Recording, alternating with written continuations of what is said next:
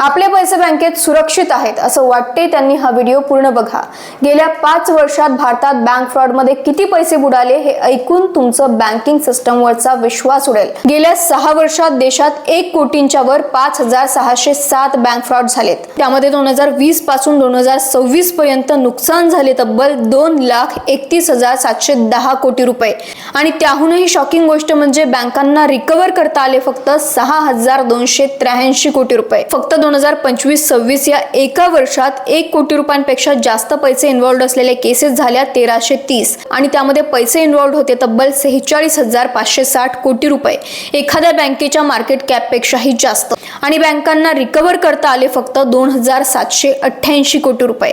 आज बँकेत पैसे ठेवणाऱ्या प्रत्येक माणसाने प्रश्न विचारायला पाहिजे, आम्ही पैसे सुरक्षित राहावेत म्हणून बँकेत ठेवतो, पण खरंच बँकेत पैसे सुरक्षित आहेत का?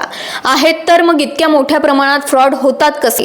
इतके मोठे व्यवहार होतात तर बँक वेळेवरच फ्रॉड डिटेक्ट का करत नाही? आणि सर्वात महत्त्वाचं म्हणजे फ्रॉड झाल्यानंतर बँकेला पैसे रिकव्हर का करता येत नाहीत?